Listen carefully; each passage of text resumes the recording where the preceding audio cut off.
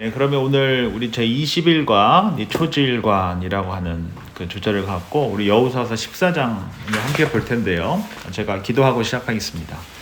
좋으신 주님 감사합니다. 또 주의 은혜 가운데 또 복된 한 주 보내고 함께 금요일 제자반으로 모였습니다. 우리 주님께서 이 시간 함께 해주셔서 갈렙의 그 신앙, 그 갈렙의 그 충성, 갈렙의 그 초지일관의 그 신앙을 저희가 삶에 또 배우고 또 새기는 복된 시간 되게 해주십시오.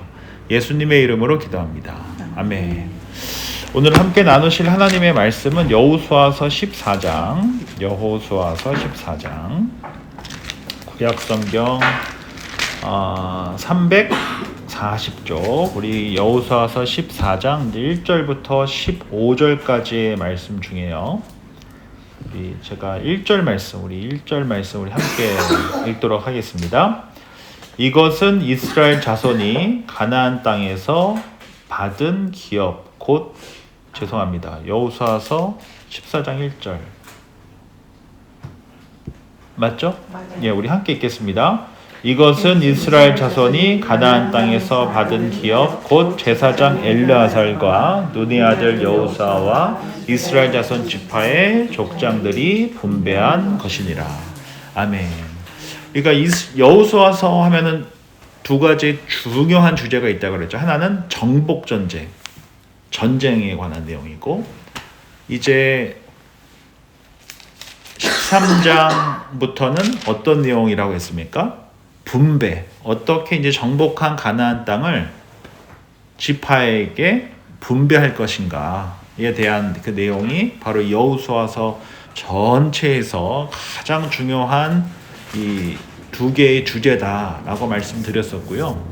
이제 12장까지 어떻게 하나님께서 이스라엘 백성으로 하여금 요단강을 건너 이제 여리고 성을 무너뜨리고 아이성 무너뜨리고 그 다음에 영적 회복을 갖고 남부 연합군을 패하고 이제 북부 연합군 또 승리하고 이제 마침내 이 12장까지 전체 가나안 땅을 정복한 전투를 통해서 정복한 내용을 함께 살펴봤고요. 이제 13장과 14장에는 어떤 내용이 나오냐면 이제 어떻게 12지파가 땅을 분배하는가. 근데 이제 13장의 내용은 이미 요단강을 건너기 전에 두 지파 반이 땅을 요구했잖아요.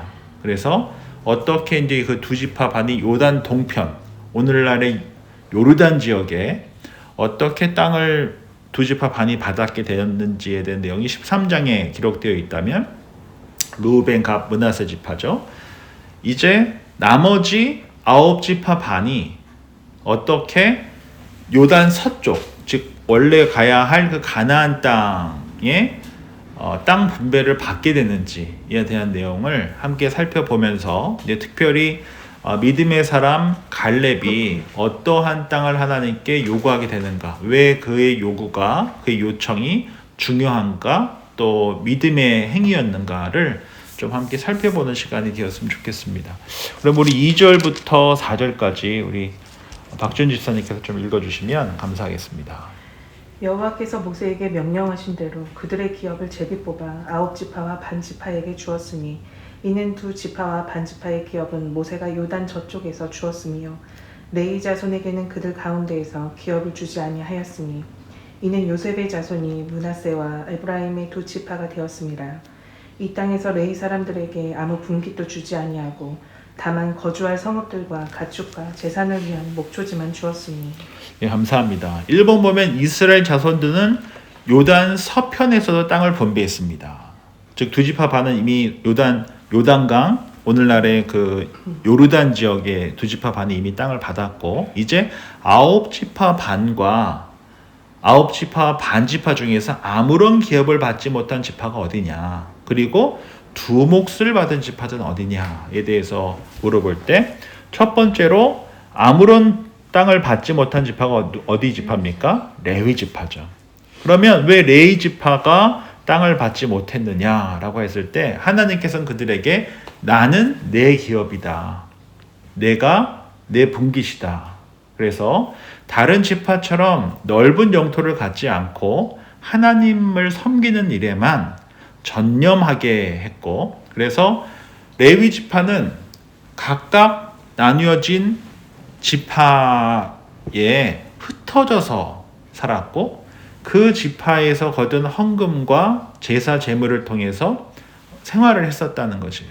그래서 이 이야기는 레위 지파니까 가난하게 살아라 이것이 아니라, 레위 지파 너희는 땅 가꾸는 일이 아니라 하나님을 섬기는 일에 중심을 두고 이것이 너희들의 사명이다 라고 하는 것을 기억하게 했던 것이죠. 그래서 레위 지파는 뭐를 받지 못했습니까? 땅을 받지 못했고, 흩어져서 각 지파에 있는 사람들과 함께 더불어 신앙 공동체를 일굴고, 또 함께 예배하고, 또 제사 드리고 성막 봉사하는 일이 그들의 사명이 되게 했다. 그리고 그 지역 사람들이 헌금과 제물을 통해서 그들의 삶을 책임졌다라고 하는 것을 우리가 볼 수 있죠.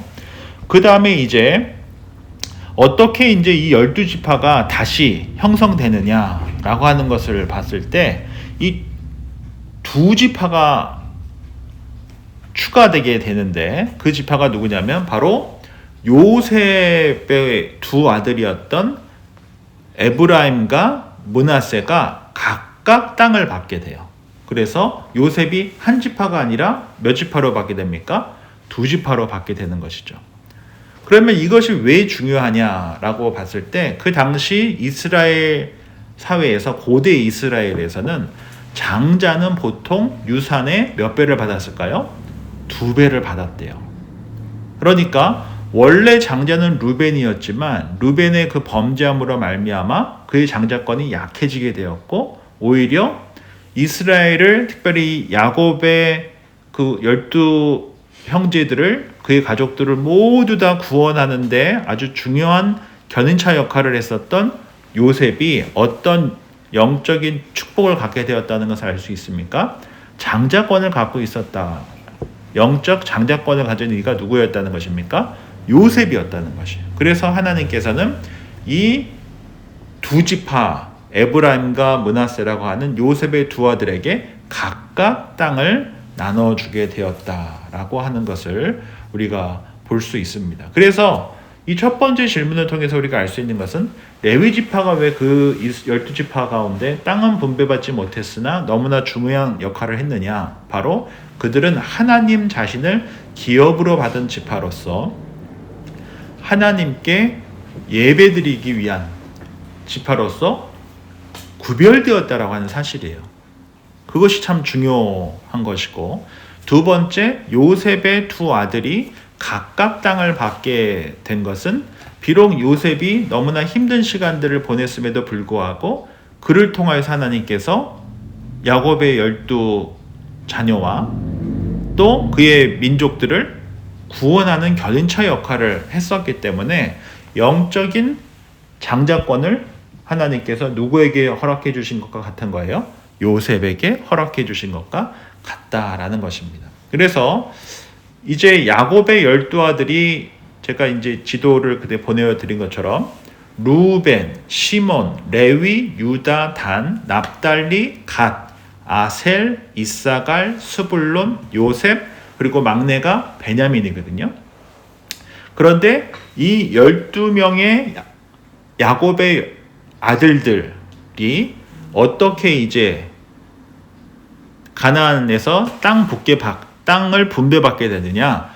루벤, 시몬, 유다, 그리고 레위를 빼고 단, 납달리, 갓, 아셀, 이사갈, 스불론, 베냐민 하고 나서 11번째와 12번째가 요셉의 두 형 아들들이 받게 되는 거예요. 에브라임과 므낫세가 받게 되었다라고 하는 것을 보면서, 이제 이 12지파가 다른 형태로 12지파가 되어서 12곳의 땅을 분배받게 되었다라는 것이고, 레위 지파처럼 조그만 목초지만 주어졌으나 그들은 하나님께 선별된 그 예배자들 또 제사장 지파로서 역할을 감당하게 되고 이제 요셉이 영적 장자로서 그 두 아들들이 에브라임과 므낫세가 각각 땅을 받게 되어서 결국 몇 개의 지파가 되게 됩니까? 12개의 지파가 되었다. 이렇게 이해하시면 되겠습니다. 우리 2번 보도록 할게요. 2번 볼 텐데요. 우리 홍보람 성도님께서 우리 2절, 5절 말씀을 좀 읽어주시면 감사하겠습니다. 이스라엘 자손이 여호와께서 모세에게 명령하신 것과 같이 행하여 그 땅을 나누었더라.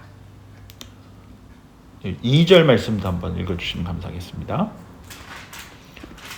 여호와께서 모세에게 모세에게 명령하신 대로 그들의 기업을 제비 뽑아 9지파와 반지파에게 주었습니다. 예. 그러면 이스라엘 자손들이 땅을 분배하는 원칙이 뭐냐라고 2절과 5절을 보면은 여호와께서 모세에게 뭐 하신 대로요? 명령하신 대로 뭐를 했다는 거예요? 땅을 분배했다. 그러면 하나님께서 모세에게 명령하신 땅 분배 방식이 뭐였죠? 제비뽑기였어요. 제비뽑기. 즉, 이 제비뽑기라고 하는 것은 이스라엘 백성들에게 하나님의 주권 아래서 순종하면서 살아가겠습니다 라고 하는 아주 구체적인 신앙 행위였어요. 그럼 제가 홍보람 씨한테 한번 여쭤볼게요. 강남의 노른자 땅을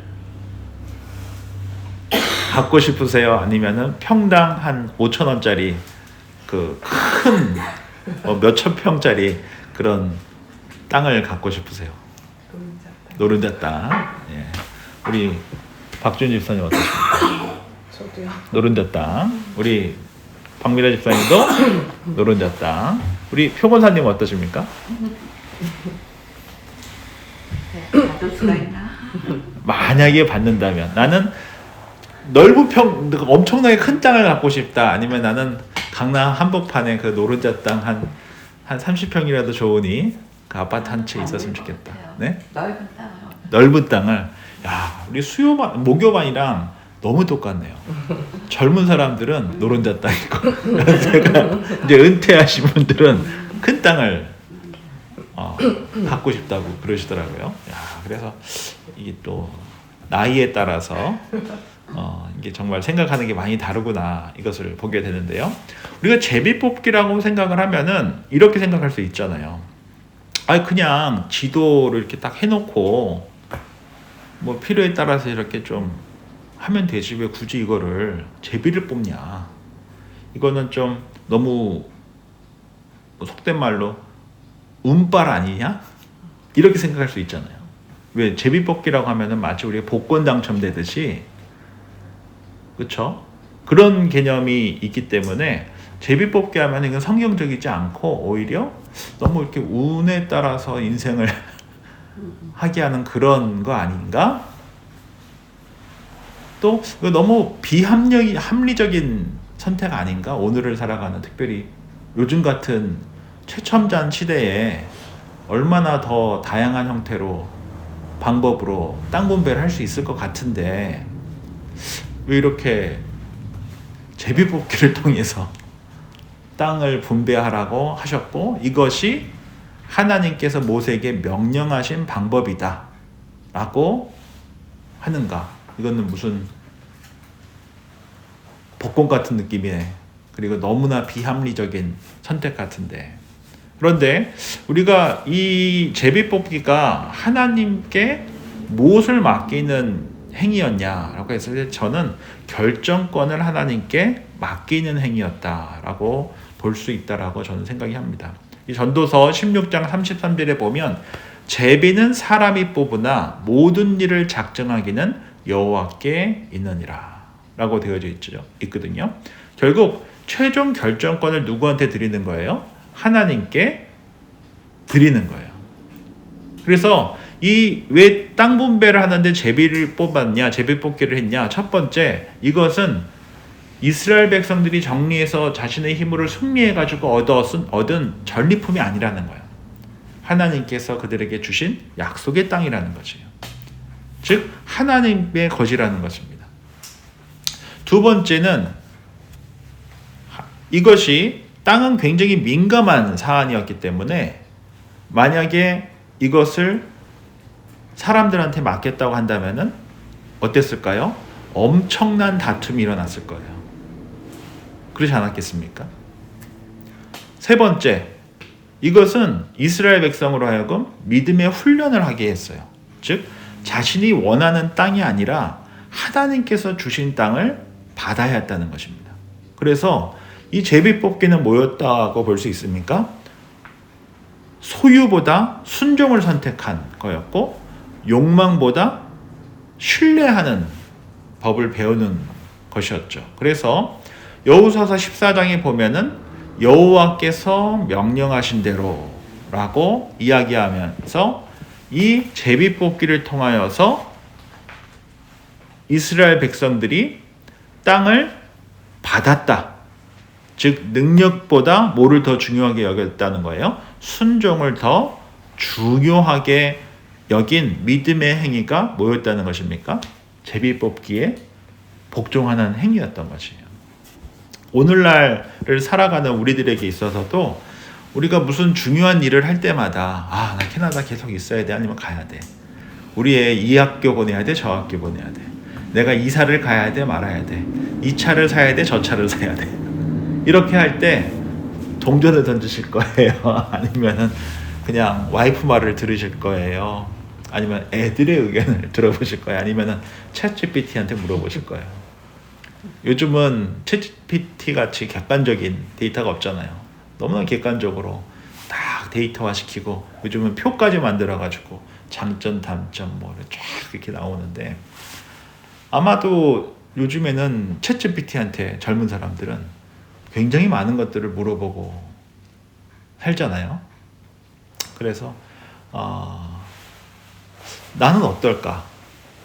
결국 내 욕망에 따라서 우리는 뭐 하게 돼요? 그냥 선택하기 마련인데, 하나님께서는 이 제비뽑기를 통하여서 하나님의 뜻에 뭐 하라고 말씀하세요? 순종하라고 말씀하고 있는 것이거든요. 그래서 우리가 오늘날을 살아가는 저희들이 제비뽑기를 해야 된다라고 제가 말씀을 드리는 게 아니에요. 이 제비뽑기의 정신을 우리가 갖고 살아야 된다. 그것이 뭡니까? 내 욕망이 아니라 하나님의 뜻에, 내 능력이 아니라 하나님의 뜻에 순종하는 것이 더 중요하다. 그래서 우리가 기도할 때 가장 먼저 기도할 때 저는 태도가 되게 중요하다고 생각을 하거든요. 그 태도가 뭐냐면, 하나님, 이게 지금 내가 원하는 겁니까? 아니면 하나님께서 원하시는 겁니까? 이게 첫 번째 태도 같아요. 우리 기도할 때. 하나님, 제가 뭐뭐 해야 될 것 같은데 이게 내가 그냥 지금 당장 눈에 보이는 것에 현혹이 돼서 내 욕망에 따라서 지금 내가 선택하려고 하는 겁니까? 아니면 이것이 하나님께서 기뻐하시는 선택입니까? 이게 하나님의 뜻에 합한 것입니까?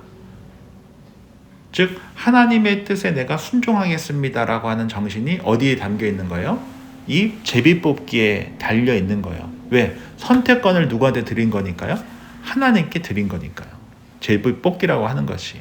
그래서 우리가 제비뽑기를 오늘을 살아가는 저와 여러분들이 할 필요는 없지만, 점심 내기 이렇게 사닥다리 이거 하듯이 저도 옛날에 한국에 있을 때 많이 했었는데, 커피 내기 이런 거 많이 했었는데, 그런 식이 아니고 우리가 기도의 자리에서 하나님, 이게 정말 하나님의 뜻에 부합합니까?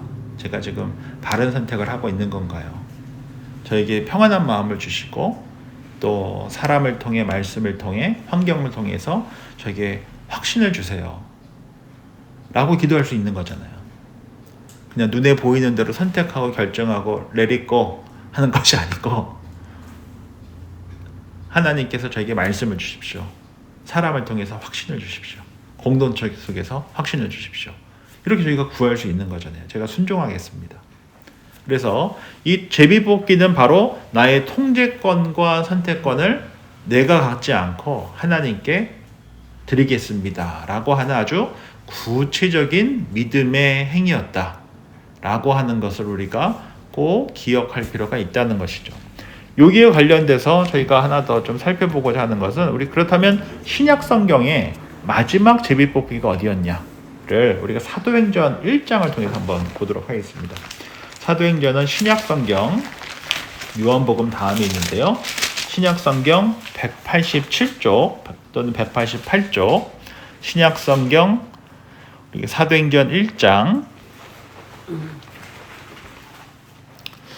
사도행전 1장에 보시면 우리 23절부터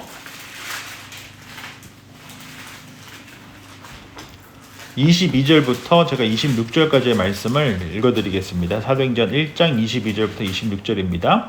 항상 우리와 함께 다니던 사람 중에 하나를 세워 우리와 더불어 예수께서 부활하심을 증언할 사람이 되게 하여야 하리라 하거늘 그들이 두 사람을 내세우니 하나는 바사바라고도 하고 별명은 유스도라고 하는 요셉이요 하나는 마띠아라. 그들이 기도하여 이르되 뭇사람의 마음을 아시는 주여 이 두 사람 중에 누가 주님께 택하신 바 되어 봉사와 및 사도의 직무를 대신할 자인지 보이시옵소서. 유다는 이 직무를 버리고 제 것으로 갔나이다 하고 여기서 유다가 누구죠? 가룟 유다죠. 자결한 예수님을 판 가룟 유다. 26절에 보면 어떻게 뽑게 됩니까? 제비 뽑아 마띠아를 얻으니 그가 11사도의 수에 들어가니라 라고 되어 있잖아요. 그러니까 신약 성경의 마지막 제비 뽑기가 어디예요?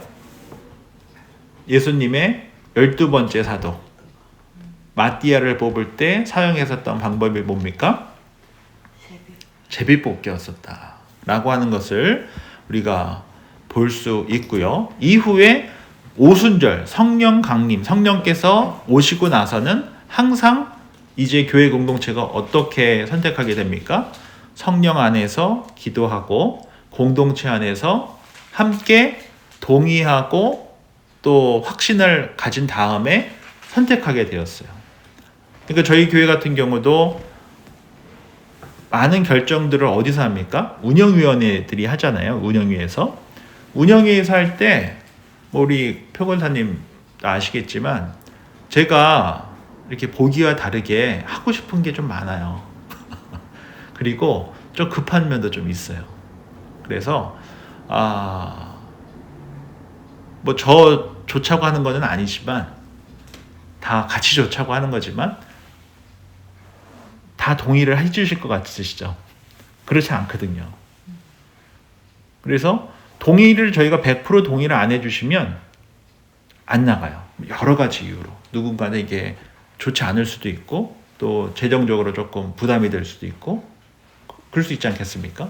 그러면은 한 분이라도 저는 조금 이따 있으면 좋겠습니다. 그런 말씀을 하시면 저도 그냥 밀어붙이고 싶은 마음이 왜 없겠어요. 그러나 멈추고 저희가 전체 공동체가 다 동의할 때까지는 안 해요. 그리고 한 번 더 말씀드렸는데 또 반대가 되면 그냥 안 해요. 그런 일들이 몇 개 있었어요. 많지는 않은데 몇 개 있었어요.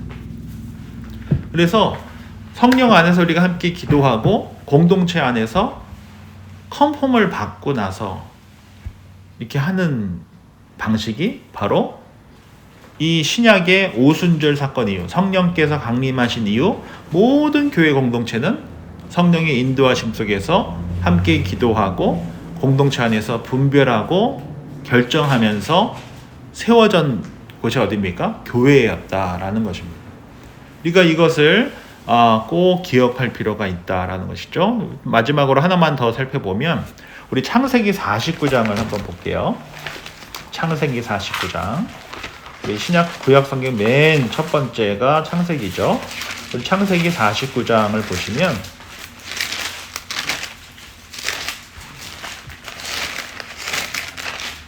우리 창세기 49장이 무슨 내용이냐면 야곱의 유언과 죽음에 대한 내용인데요. 야곱이 그의 12 아들들에게 무엇을 하게 됩니까? 유언을 하게 돼요. 그래서 오늘 집에 가셔서 꼭 이 창세기 49장을 한번 찬찬히 좀 읽어봐 주시기를 숙제로 내드릴게요. 그러면 이 중에 제가 몇 가지만 좀 찝어서 말씀을 드리면 유다 지파에게 창세기 49장 8절부터 10절에 보면 어떻게 예언을 했냐면 유다야 너는 내 형제의 찬송이 될지라 유다를 떠나지 아니하며 통치자의 지팡이가 그 발 사이에서 떠나지 아니할 것이다 라고 이야기하면서 유다가 뭐가 될 거라고 이야기하고 있어요? 통치자의 지팡이가 될 것이다. 왕족이 될 것이다 라고 이야기해 주시잖아요. 그래서 제가 보내드린 그 사진에 보면 가장 큰 땅을 받은 지파가 어디 지파입니까? 유다 지파잖아요. 예루살렘이 있는 지파가 어디 지파입니까? 유다 지파잖아요. 그리고 레위 지파를 같은 경우도 보면 창세기 49장 5절부터 7절에 보면 시몬과 레위는 형제요 내가 그들을 야곱 중에서 나누며 이스라엘 중에서 흩트린다 라고 하셨거든요. 그러니까 그들에게 딱 맞는 땅을 주지 않겠다라고 예고해 주신 거잖아요. 그대로 레위 지파는 땅을 분배받지 못했고 시므온도 나중에 유다에 편입되었지 제대로 된 땅을 받지 못했거든요. 즉 여기서 제가 지금 말씀드리고 싶은 것이 뭐냐면 하나님께서 이 땅 분배하는데 제비뽑기를 하라고 하셨잖아요.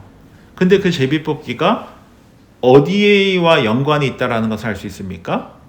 벌써 약 한 400년 거의 800년 전에 야곱을 통하여서 12지파에게 축복했었던 예고의 말씀이 성취된 곳이 어디예요? 바로 이 제비뽑기를 통한 땅 분배였다라고 하는 사실을 기억하실 필요가 있다는 것이에요.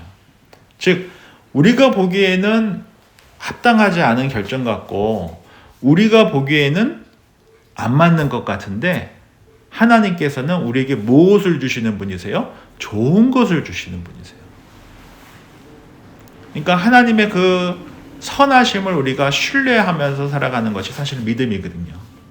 하나님은 God is give us what is good to us. 우리에게 좋은 것을 주시는 분이세요. 그것을 그 하나님의 goodness를 우리가 온전히 신뢰하는 것이 굉장히 중요한 신앙이에요. 하나님은 우리를 넘어뜨리시는 분이 아니십니다. 때로는 좀 돌아가고 좀 힘들다 하더라도 우리가 하나님의 그 선하심을 신뢰하는 것이 저는 참 중요하다라고 생각을 해요. 때로는 조금 꼬이는 것 같고 때로는 좀 돌아가는 것 같고 그러다 하더라도 우리가 하나님의 그 선하심을 신뢰하면서 믿음의 걸음을 하는 것이 참으로 중요하다라고 하는 것을 우리가 믿는 것이 참 중요합니다.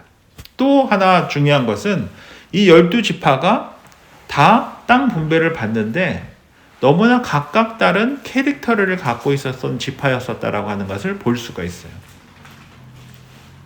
누군가에게서는 큰 땅을 통해 누군가는 성실하게 땅을 기경하고 씨를 뿌리고 농업을 하는 것을 통해 어떤 지파에게는 무역할 수 있는 공간을 통해 그들에게 맞는 땅을 주셨다라고 하는 좋은 땅을 주셨다라고 하는 것을 보면서 그 12지파가 각각 따로따로 있었으나 그들은 이스라엘 한 공동체였잖아요. 바로 이 정신이 신약교회에서 볼 수 있는 교회가 뭐냐? 교회는 주님의 몸이다 라고 사도 바울이 고린도 전서를 통해서 정의했잖아요. 교회는 뭡니까? 주님의 몸입니다. 그래서 교회 공동체 안에서도 동일하게 어떤 분은 손으로서 봉사하시는 거고요. 어떤 분은 발로서 봉사하시는 거고요. 어떤 분은 눈으로 봉사하시는 거고요. 어떤 분은 코로, 어떤 분은 입으로, 어떤 분은 심장으로, 어떤 분은 장으로, 허파로, 손가락으로, 손톱으로 너무나 다양하게 하나님께서 주님의 몸으로서 꼭 필요한 분을 보내주시고 하나 안에서 더불어서 살아가도록 만들어주신다는 거예요. 그래서 제가 저희 베리하는 장로교회에 와서 첫 번째 한 것이 뭐였냐면 운영위를 구성을 했는데 그 운영위가 어떤 분들이 봉사하시냐면 각 부서의 대장분이 2년 동안 운영위원이 되시는 거예요.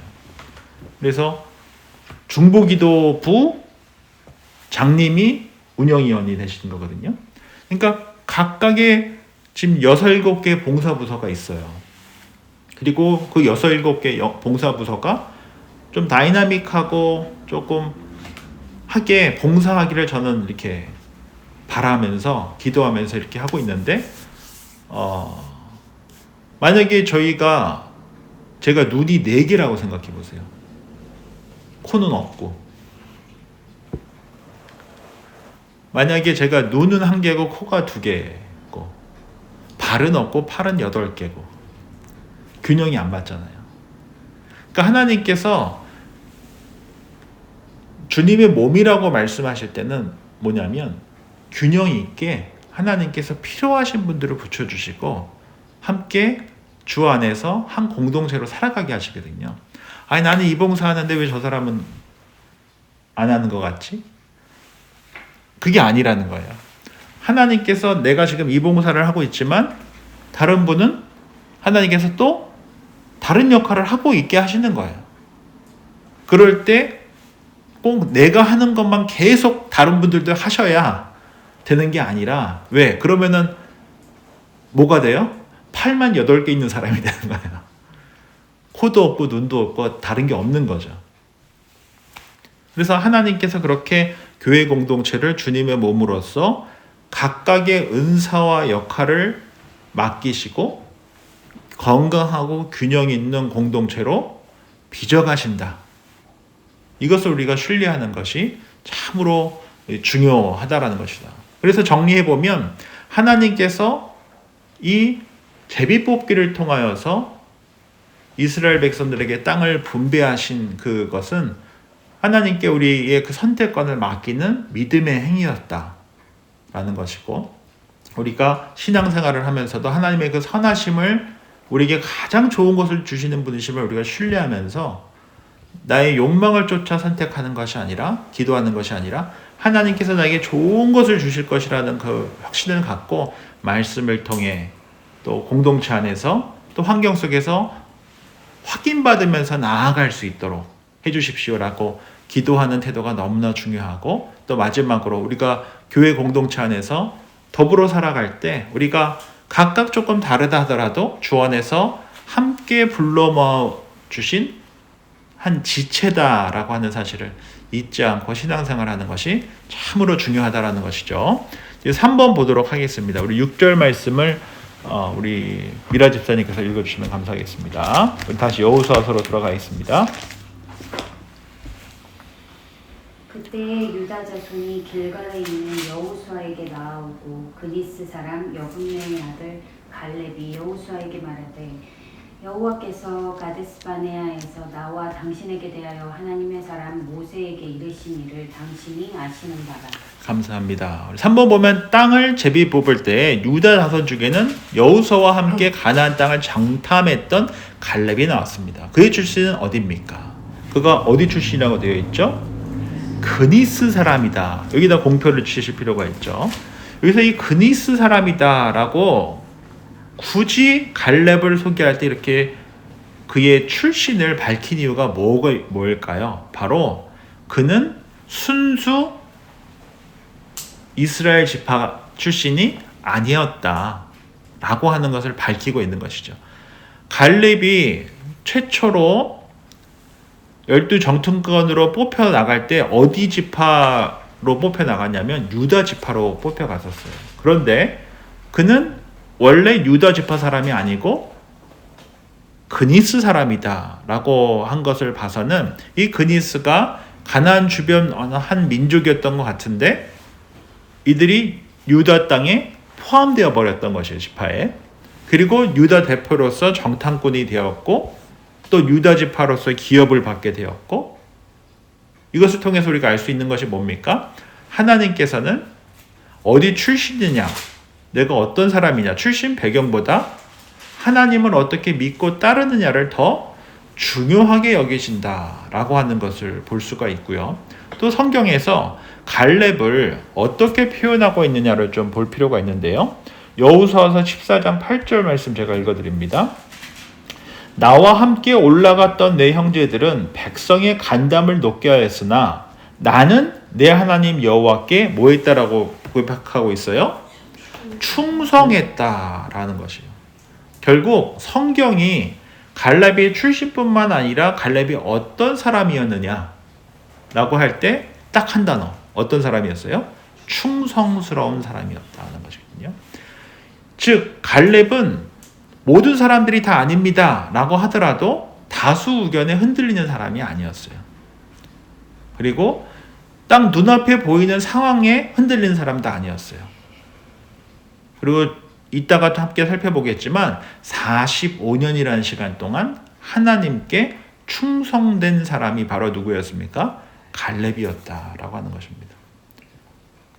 그러니까 이를 통해서 우리가 알 수 있는 것은 하나님께서는 하나님의 사람들을 부르실 때 그의 출신에 따라서만 부르신 게 아니라는 것이죠. 라합도 그랬고 룻도 그랬고 이방인이었으나 그들은 예수님의 족보에 들어간 위대한 여인이지 않습니까? 믿음에 따라서 하나님의 백성이 되는 것이다 라고 하는 것을 우리가 볼 수 있고요. 두 번째 알 수 있는 것은 갈렙이라고 하는 그 히브리어 어원에 개, 강아지, 개와 강아지를 딱 하면은 떠오르는 형용사가 뭡니까? 충성이죠. 로얄. 충성스럽다라는 의미 아니겠습니까? 그래서 그는 참으로 충성스러운 사람이었다. 그리고 하나님께만 충성된 자였다. 그가 누구였다? 바로 갈렙이었다. 라고 하는 것을 우리가 기억할 필요가 있죠. 하나님께서는 출신에 따라가 아니라 믿음과 충성스러운 사람을 사용하신다. 라고 하는 것입니다. 하나님께 끝까지 가는 자, 그런 자를 하나님께 기뻐하신다는 것이죠. 우리 4번 보도록 하겠습니다. 우리 7절 말씀을 표건사님께서 읽어주시면 감사하겠습니다. 너희 나이 40세 여호와의 종 모세가 가데스 바네나에서 나를 보내어 이 땅을 정탐하게 하였으므로 내가 성실한 마음으로 그에게 보고하였고. 예, 7절 이제 4번 보면요. 갈렙은 몇 세 때요? 40대. 가데스 바니아가 어디죠? 12정탐꾼을 처음 보냈었던 곳이 어디예요? 이 가데스 바니아예요. 여호수아와 더불어 다른 10명의 정탐꾼, 이 12명이죠. 함께 가나안 땅에 정탐했었는데 그때 갈렙은 정탐에 어떤 태도로 보고했느냐. 7절에 보면 어떤 마음으로 보고했습니까? 내가 성실한 마음으로 보고했다 라고 되어져 있는데 이 성실하다라고 하는 그 어원의 뜻이 뭐냐면 완전하다, 온전하다, 나뉘지 않았다라는 거예요.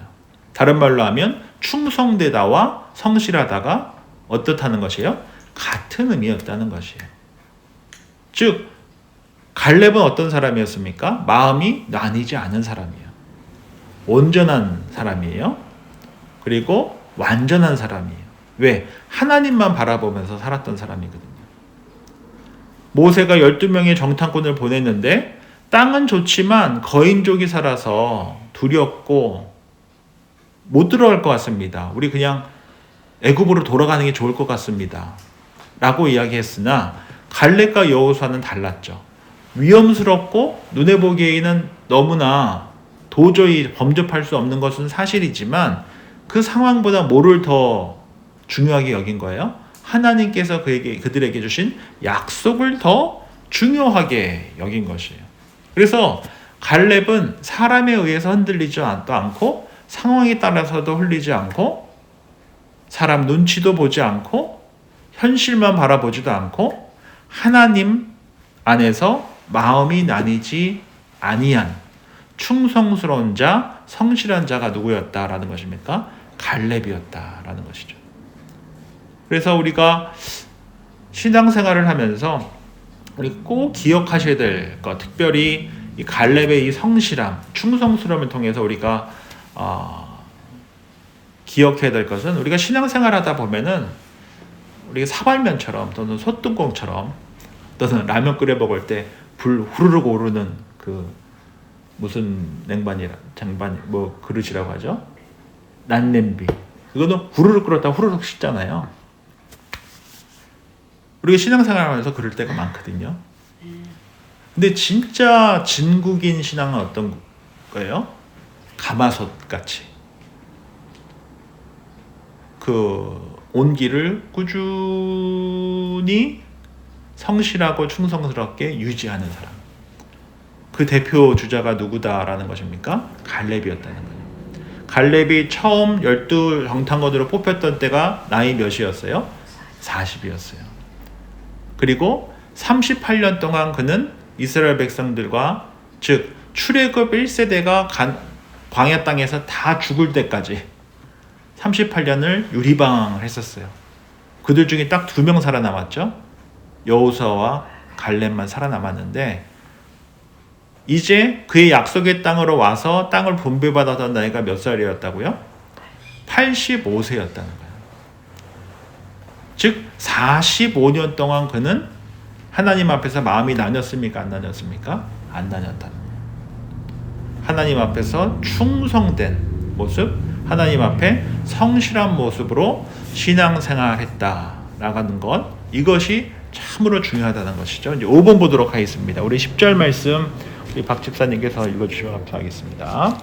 이제 보소서, 여호와께서 이 말씀을 모세에게 이르신 때로부터 이스라엘이 광야에서 방황한 이 45년 동안을 여호와께서 말씀하신 대로 나를 생존하게 하셨나이다. 오늘 내가 85세로 돼. 예, 갈렙이 가나안 땅을 정탐했던 것은 40세였습니다. 그 후보는 이스라엘 자손들과 함께 광야에서 지냈습니다. 그가 다시 가나안 땅에 있는 사람들을 물리치고 그 땅을 차지하기 위해서 여호수아에게 나온 때는 언제였습니까? 85세였다. 왜 성경에서 이 85세를 강조했을까요? 우리 하두수 집사님께서 84세십니다. 어저께 성경 공부하면서 자기가 한 살 어리다고 그러시더라고요. 이 85세라고 하는 것을 강조한 이유는 하나님 앞에서 45년 동안 충성스러웠다라고 하는 것을 강조한 것이고요. 두 번째 또 뭔 것을 알 수 있습니까? 40대에 정탐꾼으로 들어갔고 광야에서 38년이라는 시간을 보냈고 가나안 정복이라고 하는 시간이 약 7년 정도 소요가 됐구나를 이것을 통해서 또한 알 수 있고요. 또 이 85세라고 하는 것은 하나님의 약속은 늦어지긴 할 수도 있지만 반드시 뭐 한다는 것입니까? 지켜진다라고 하는 것을 이 85세라고 하는 것을 통하여서 알 수 있다는 것이죠.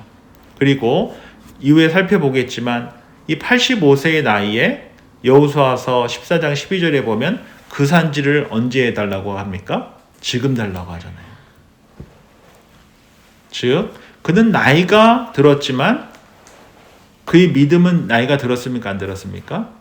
들지 않았다는 거예요. 늙지 않았다는 거예요. 사명을 끝까지 지키고자 했었던 이가 바로 갈렙이었다라는 것이죠. 그래서 우리가 이 갈렙을 통해서 우리가 보게 되는 것은 그의 믿음은 한 방향으로 오랫동안 순종한 믿음의 사람, 충성스러운 사람이었고 환경과 세월과 사람에 의해서 흔들리지 않는 참으로 충성스러운 사명의 사람이었다라고 하는 것이고요. 또 하나 볼 수 있는 것은 그는 안전한 삶이 아니라 하나님께 맡겨진 사명자로서 살아가고자 애썼던 사람이 바로 갈렙이었다는 것이죠. 우리 6번 보도록 하겠습니다. 우리 홍보람 성도님께서 읽어주시면 11절부터 13절 부탁드리겠습니다. 모세가 나를 보내던 날과 같이 오늘도 내가 여전히 강건하니 내 힘이 그때나 지금이나 같아서 싸움에나 추리에 감당할 수 있으니 그날에 여호와께서 말씀하신 이 산지를 지금 내게 주소서.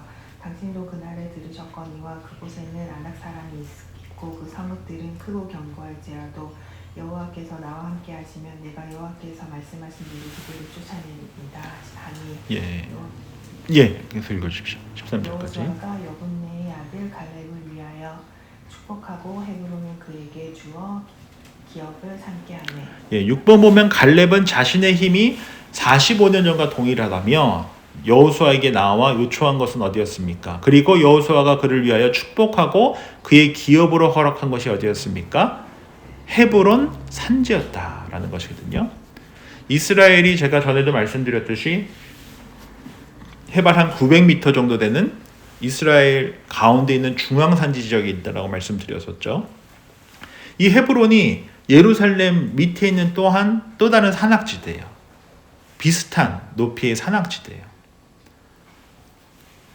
그런데 갈렙은 45년이 지난 지금 85세가 되었을 때도 하나님 앞에 나는 지금 건강하니 강건하니 이 산지를 지금 내게 주십시오. 이것은 왜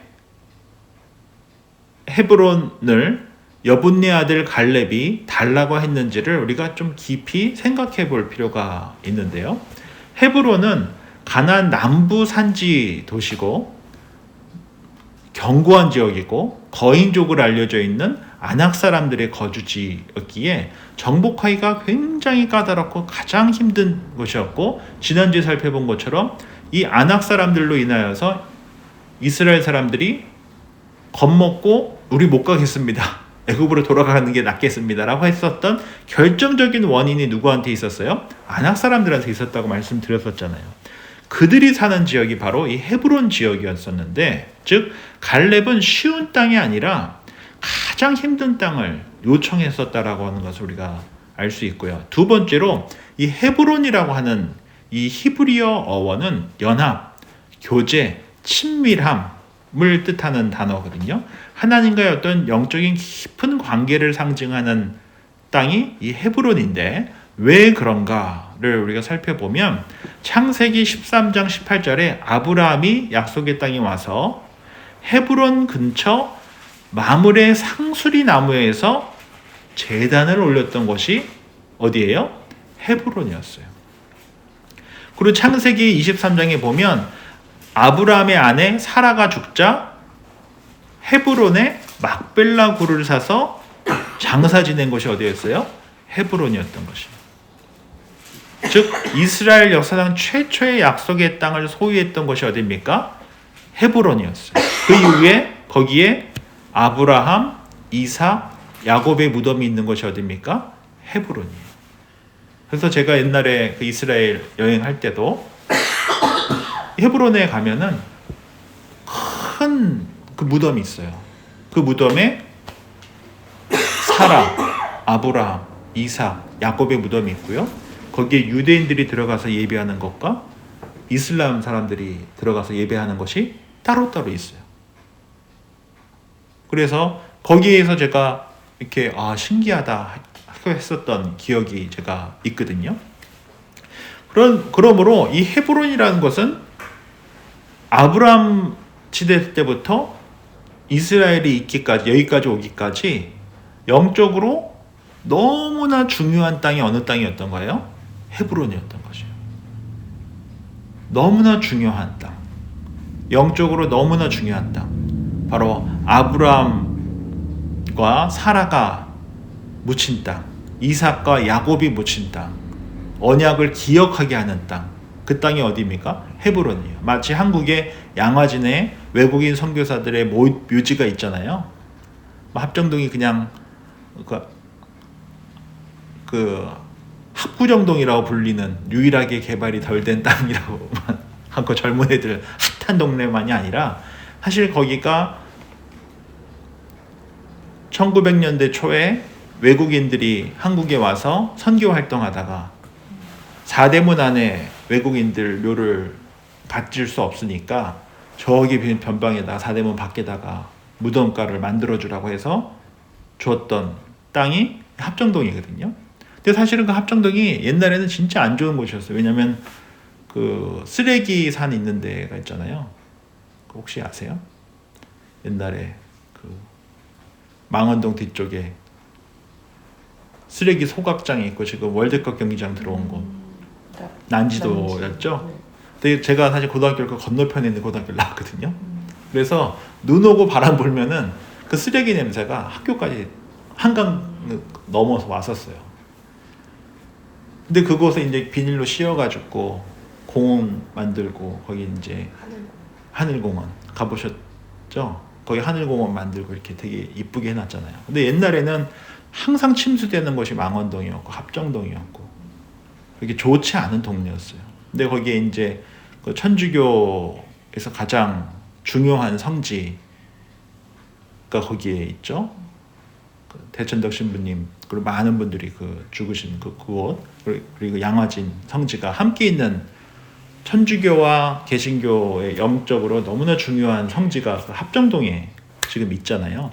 그런 거와 비슷하게 헤브론이라고 하는 것이 그러한 아주 언약을 기억하게 하는 너무나 중요한, 이스라엘 백성들에게 너무나 중요한 곳이었다는 것을 누가 알았던 거예요? 갈렙이 알았었던 거예요. 그래서 그는 눈에 보이는 안악자손, 산지 이런 것이 중요한 것이 아니고 정말 영적으로 중요한, 이스라엘에게 너무나 중요한 땅 헤브론을 내가 차지하겠습니다. 내게 주십시오. 라고 하는 믿음의 선택을 했었던 이가 바로 이 85세의 노인 갈렙이었다. 라고 하는 것을 우리가 볼 필요가 있는 것이죠. 우리 7번 보도록 하겠습니다. 우리 박미라 집사님께서 14절 읽어주시면 감사하겠습니다. 헤브론이 그니스 사람 여분네의 아들의 기업이 되어 오늘까지 이르렀으니 이는 그가 이스라엘의 하나님 여호와를 온전히 쫓았습니다. 예, 갈렙이 나이가 들었음에도 거기에 안주하지 않고 솔선수범하며 앞장서 나갈 수 있었던 동기가 뭐였냐? 14절에 보면 뭐라고 되어 있습니까? 하나님 여호와를 온전히 쫓았기 때문이다. 바로 그는 충성스러운 사람이었다. 라고 하는 것이죠. 한 방향을 향해 끝까지 충성된 자, 온전한 자, 마음이 흔들리지 않는 자, 나뉘지 않는 자가 누구였다는 것이에요? 갈렙이었고 갈렙의 믿음이었다. 라고 하는 것을 우리가 기억하는 것이 참으로 중요합니다. 그래서 우리 신앙생활 하는 데 있어서 저는 이러한 갈렙의 믿음이 참 중요한 것 같아요. 어떤 상황 속에서도 마음이 나뉘지 않는 것, 한 방향으로 가는 것, 충성되는 것, 성실한 것, 온전한 것. 이것이 바로 이 갈렙의 신앙이고, 사탄 마귀는 디아블라죠? 디아볼로스 뭡니까? 돌을 양쪽에 딱 던지는 거예요. 그리고 어떤 마음을 갖게 돼요? 내가 왼쪽으로 갈까 오른쪽으로 갈까? A를 먹을까 B를 먹을까? 선악과를 먹을까 말까? 두 마음을 갖게 하는 이가 사탄 마귀예요. 그러나 하나님께서 어떤 마음을 좋아하신다는 겁니까? 충성된 마음, 나뉘지 아니하는 마음, 온전한 마음. 그것을 하나님께서 믿음이다라고 부르시고, 믿음의 사람, 이 갈렙을 그래서 하나님께서 축복하셨다라고 하는 것을 우리가 기억할 필요가 있습니다. 오늘은 여호수아서 14장을 함께 살펴보면서 이제 요단 서편 땅에 9지파 반이 땅을 분배받고, 특별히 거기서 중요한 이 갈렙이 왜 헤브론 땅 산지를 요청했는지 함께 살펴보면서, 믿음이라고 하는 것은 내 욕망에 따라서 선택하는 것이 아니라, 눈에 보이는 데라서 선택하는 것이 아니라, 사람들의 말에 의해서 선택하는 것이 아니라 하나님께서 주신 것에 순종하는 것이다 라는 것을 우리가 살펴볼 수 있고요. 두 번째, 우리 갈렙을 통하여서 우리 살펴볼 수 있는 것은 갈렙처럼 충성된 자로 살아가는 것이 참 중요하구나. 마음을 나뉘지 않고 온전히 하나님만 바라보면서 살아가는 것이 참으로 중요한 믿음의 삶이구나. 그 45년이라고 하는 시간을 충성되이 걸어오고, 그 언약의 땅, 약속의 땅, 축복의 땅 헤브론이 비록 거칠고 힘들고 어렵다 하더라도 그 땅을 내게 주십시오 라고 믿음의 선포를 했었던 이가 바로 갈렙이었고, 이러한 충성되고 용기 있는 삶을 살아가라고 하나님께서 저와 여러분들을 부르고 계신다 라고 하는 것 또한 잊지 않는 저와 여러분들이 되었으면 좋겠습니다.